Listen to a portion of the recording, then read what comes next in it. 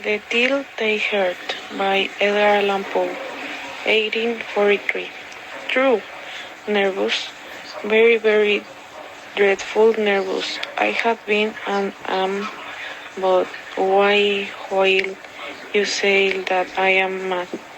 The disease had sharpened my senses, not destroyed it, not dulled them. Above all was the sense of hearing acute. I heard all things in the heaven and I the earth. I heard many things in hell. How, then, am I mad? Hearken, and observe how hell did it, how calm me. I can tell you the whole story. It is impossible to say how first the idea entered my brain, but once conceived, it haunted me day and night.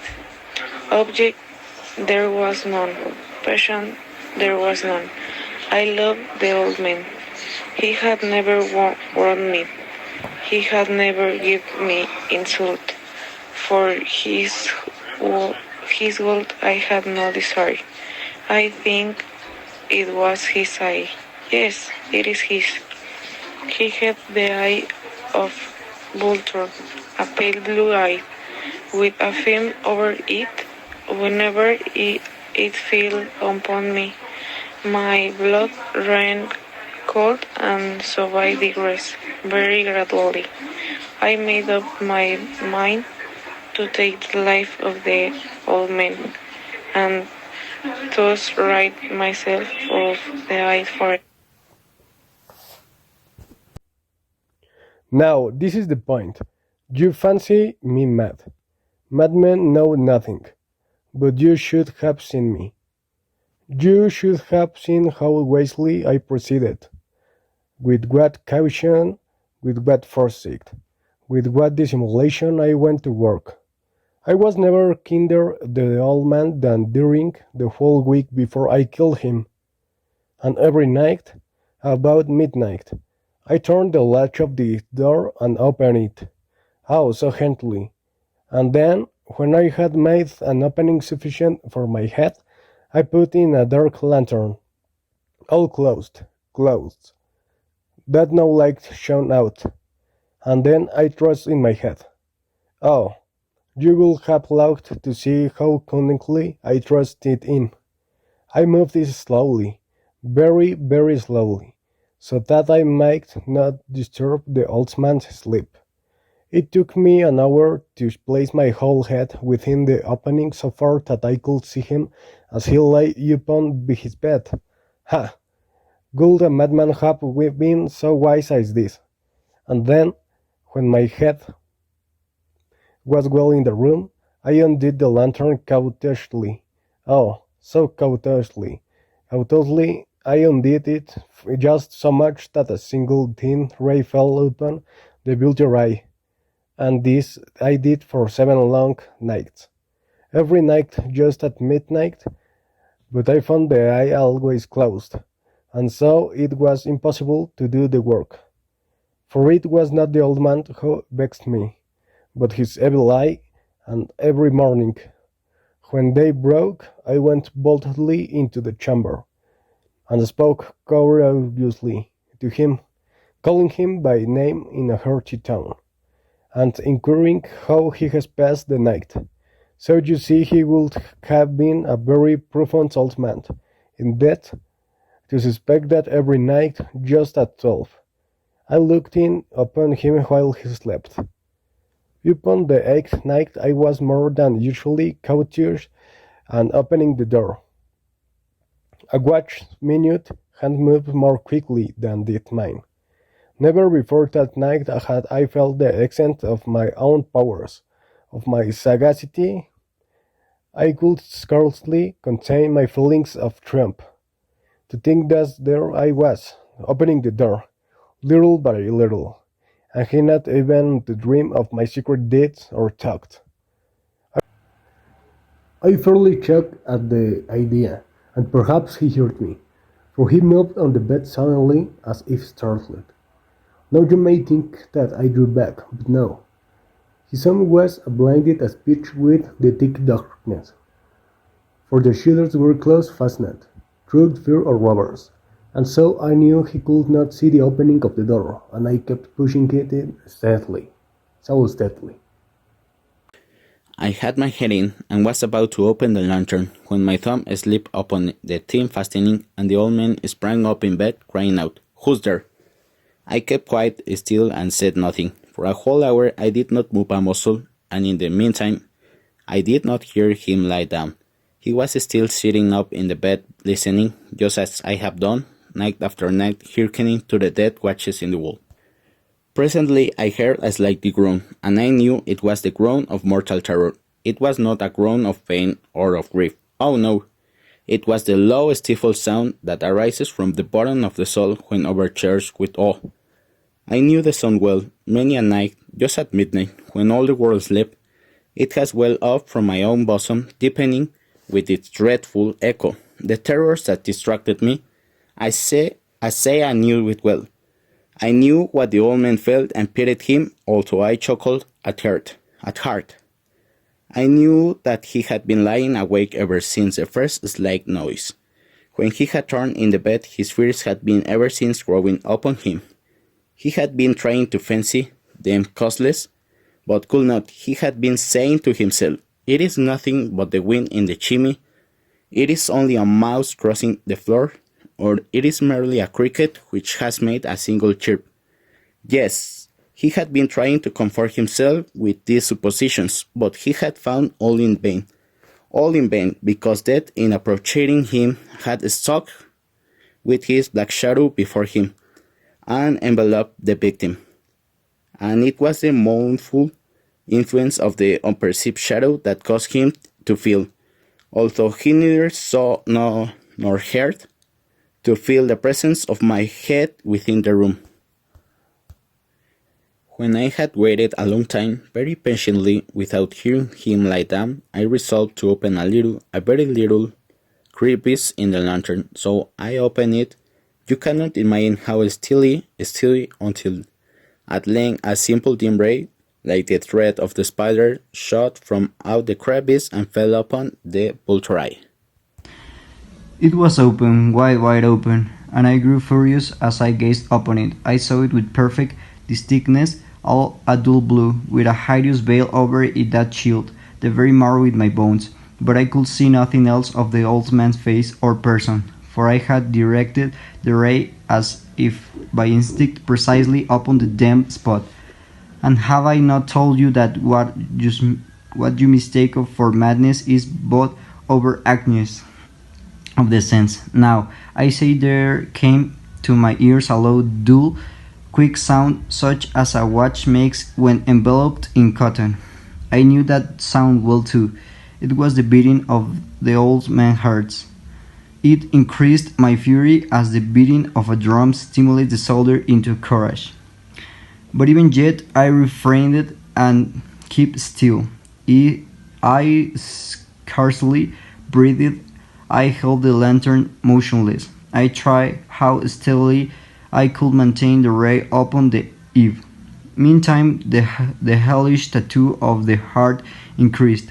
It grew quicker and quicker and louder. I say louder every moment. Do you mark me well? I have told you that I am nervous, so I am. And now, at the dead hour of the night, amid the dreadful silence of that old house, so strange a noise as this excited me to uncontrollable terror. Yet for some minutes longer I refrained and stood still, but the beating grew louder. I thought the heart must burst, and now a new anxiety seized me. The sound would be heard by a neighborhood. The old man's hour had come. With a loud yell, I threw open the lantern and leaped into the room. He shrieked once only. In an instant, I dragged him to the floor and pulled the heavy bed over him. I then smiled gaily to find the deed so far done. But for many minutes the heart beat on with a muffled sound. This, however, didn't vex me. It would not be heard from the wall. At length it ceased. The old man was dead. I removed the bed and examined the corpse.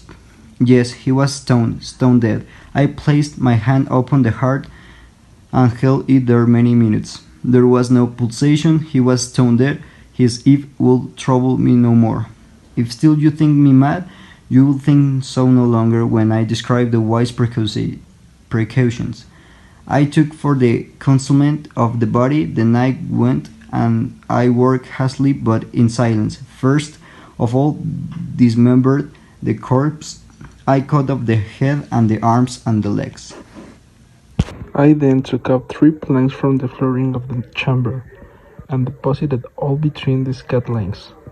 I then replaced the boards so cleverly, so cunningly, that no human eye, not even his, could have detected anything wrong. There was nothing to wash out, no stain of any kind, no blood spot whatever. I had been too worried for that. A top had cuddled. Haha. When I had made an end of these labors, it was 4 o'clock, still dark as midnight. As the bell sounded the hour, there came a knocking at the street door. I went down to open it with a light heart, for what I had now to fear. Then entered 3 men, who introduced themselves with perfect suavity, as officers of the police. A shriek had been heard by a neighbor during the night. Suspicion of foul play had been aroused. Information had been lodged at the police office, and they, the officers, had been deputed to search the premises. I smiled, for what had I to fear? I bade the gentleman welcome. The shriek, I said, was my own in a dream. The old man I mentioned was absent in the country. I took my visitors all over the house. I bade them search well.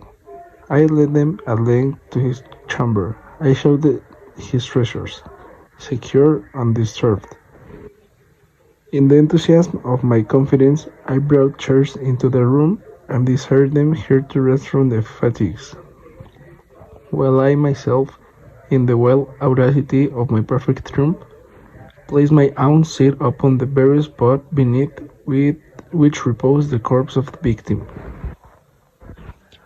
The officers were satisfied. My manner had convinced them I was singularly at ease.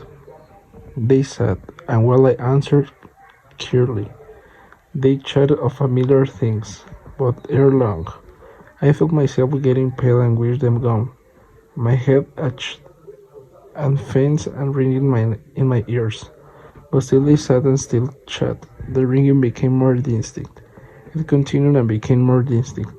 I talked more freely to get rid of the feeling, but it continued and gained definiteness, until at length I found that the noise was not within my ears. No doubt I now grew very plain, but I take it more frequently, and with a hated voice, and yet the sound inscribed. And what could I do? It was a low, dull, quick sound, much sound, a sound, as what makes when enveloped in cotton. I guessed for words, and yet the officers heard I did not. I take it more quickly, more vehemently, but the noise steadily increased. I arose and I argued about tales in a high key and wit. But the noise steadily increased. Why would they not be gone? I paced the floor to and fro with heavy strides, as if I excited to fury by the observations of the men. But the noise steadily increased. Oh God, what could I do? I foamed, I raved, I swore. I swung the chair upon which I had been sitting, and grated it upon the boards. But the noise arose over all and continually increased. It grew louder, louder, and louder. And still the men chatted pleasantly and smiled. Was it possibly they heard not. Almighty God, no, they heard, they suspected, they knew, they were making a mockery of my horror. This I thought, and this I think, but anything was better than this agony. Anything was more tolerable than this decision. I could bear those hypocritical smiles no longer. I felt that I must scream or die, and now again, hark, louder, louder, louder, louder. Villains, I shake this symbol no more. I admit the deed.